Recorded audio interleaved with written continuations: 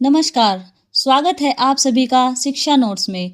आज है 25 दिसंबर 2025 और आज की इस वीडियो में हम करने वाले हैं डेली करंट अफेयर्स के कुछ इंपॉर्टेंट क्वेश्चंस। तो चलिए शुरू करते हैं। पहला प्रश्न है, ग्लोबल एआई एडवांटेज इंडेक्स में भारत की रैंक क्या है? ऑप्शन ए दूसरा, ऑप्शन बी तीसरा, ऑप्शन सी पहला और ऑप्शन डी पांचवा। और इसका सही उत्तर है ऑप्शन सी पहला। ग्लोबल एआई एडवांटेज इंडेक्स में भारत ने पहला स्थान हासिल किया है। भारत ने 100 में से 70 प्लस स्कोर प्राप्त किया है। भारत का स्कोर वैश्विक औसत से काफ़ी अधिक है। भारत में दुनिया का सबसे बड़ा एआई टैलेंट पूल तेजी से विकसित हो रहा है। सरकार की पहल जैसे एआई फॉर ऑल मिशन ने एआई इकोसिस्टम को मजबूत किया है। विशेषज्ञों के अनुसार 2035 तक एआई भारत की जीडीपी में $957 बिलियन जोड़ सकता है। अगला प्रश्न है, पिंकैथॉन का आयोजन किस शहर में हुआ? Option A Delhi, option B Mumbai, option C Pune, option D Bengaluru. और इसका सही उत्तर है ऑप्शन बी मुंबई। पिंकैथॉन एक महिला केंद्रित रनिंग इवेंट है। इस आयोजन में 5,300 से अधिक महिलाओं ने भाग लिया। कार्यक्रम की सबसे बड़ी खासियत दृष्टिबाधित महिलाओं की भागीदारी रही। इसी सामूहिक भागीदारी से नया विश्व रिकॉर्ड बनाया गया। कुल 115 दृष्टिबाधित महिलाओं ने एक साथ दौड़ लगाई। अगला प्रश्न है, एएचएफ की ऑर्डिनरी कांग्रेस कहाँ आयोजित हुई थी? Option A New Delhi, option B Dubai, option C काहिरा, ऑप्शन डी दोहा। और इसका सही उत्तर है ऑप्शन सी काहिरा। डॉक्टर आनंदेश्वर पांडे को एएचएफ का काउंसिल मेंबर चुना गया है। Doctor Pandey South Asian Handball Federation के जनरल सेक्रेटरी हैं। डॉक्टर आनंदेश्वर पांडे इस पद पर चुने जाने वाले दूसरे भारतीय हैं। एएचएफ की यह कांग्रेस काहिरा, मिस्र में आयोजित की गई थी।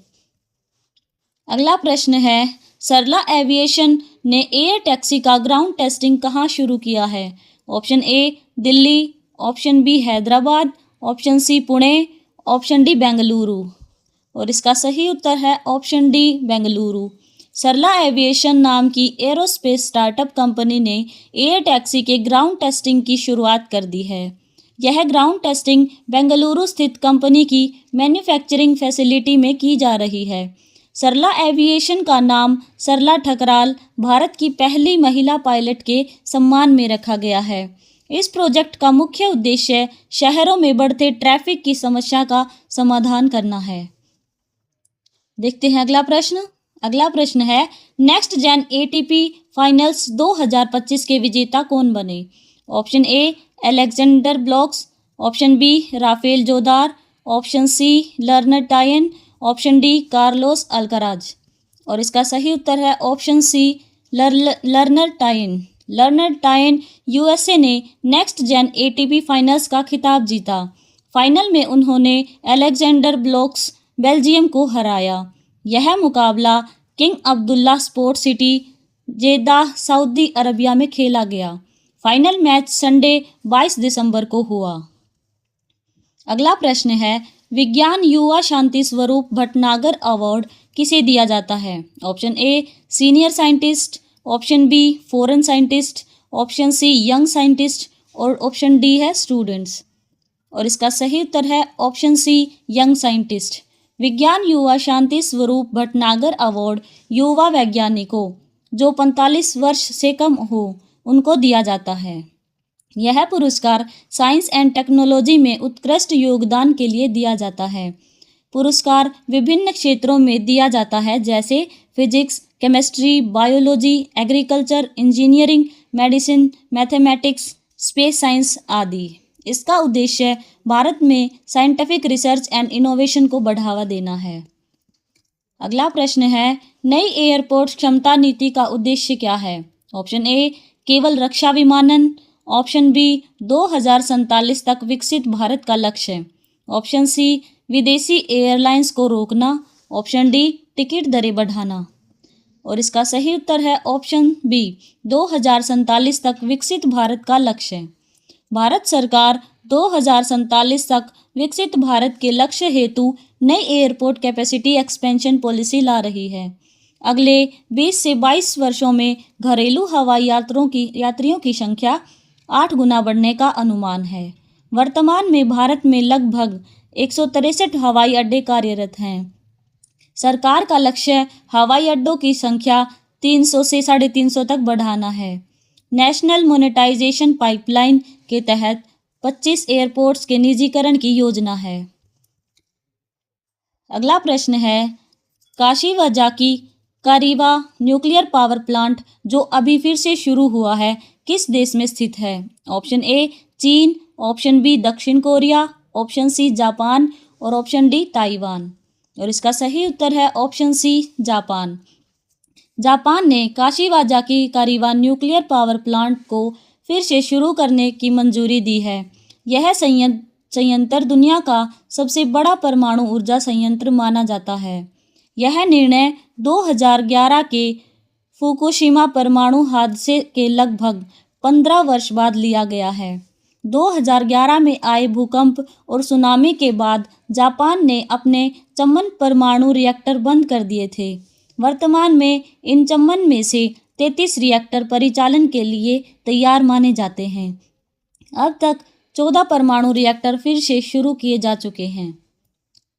अगला प्रश्न, सागामिको इल्यूमिलियन किस देश में आयोजित होता है? Option A China, option B South Korea, option C Japan and option D Thailand. और इसका सही उत्तर है option C Japan. Sagamiko Illumillion Japan का एक प्रसिद्ध लाइट फेस्टिवल है। इसमें लगभग 60 लाख या 6 मिलियन LED लाइट्स का उपयोग किया गया है। यह आयोजन कनागावा प्रीफेक्चर के सागामिको मोरी रिसोर्ट में होता है। यह फेस्टिवल मई 10, 2026 तक चलेगा। इस वर्ष का मुख्य थीम तमागोची पर आधारित है। अगला प्रश्न है, राष्ट्रीय स्तर पर ऑनलाइन शॉपिंग में कौन सा राज्य या केंद्र शासित प्रदेश पहले स्थान पर है? Option A Maharashtra, option B Delhi, option C Chandigarh और ऑप्शन डी गुजरात। और इसका सही उत्तर है option C Chandigarh. NSO survey के अनुसार ऑनलाइन शॉपिंग में चंडीगढ़ शीर्ष स्थान पे है। लद्दाख ऑनलाइन शॉपिंग में सबसे निचले पायदान पर है। लोग टच एंड फील और मोल भाव को प्राथमिकता देते हैं। अगला प्रश्न है, भारत में आर्थिक आंकड़ों का नया बेस ईयर कब से लागू होगा? ऑप्शन ए जनवरी 2025, ऑप्शन बी जुलाई 2025, ऑप्शन सी फरवरी 2026, ऑप्शन डी अप्रैल 2026। और इसका सही उत्तर है ऑप्शन सी फरवरी 2026। भारत सरकार आर्थिक आंकड़ों के बेस ईयर में बदलाव करने जा रही है। यह बदलाव फरवरी 2026 से लागू होगा। यह निर्णय ministry of statistics and programme implementation द्वारा लिया गया है। मौजूदा बेस ईयर 2011-12 को बदला जाएगा। नया बेस ईयर देश की वर्तमान आर्थिक वास्तविकताओं को बेहतर दर्शाएगा। यह बदलाव GDP यानी ग्रॉस डोमेस्टिक प्रोडक्ट की गणना पर लागू होगा। अगला प्रश्न है, NTPC का 18वां लैंडर्स मीट कहाँ आयोजित हुआ? Option A Mumbai, option B New Delhi, option C Chennai, option D Kolkata. और इसका सही उत्तर है ऑप्शन बी नई दिल्ली।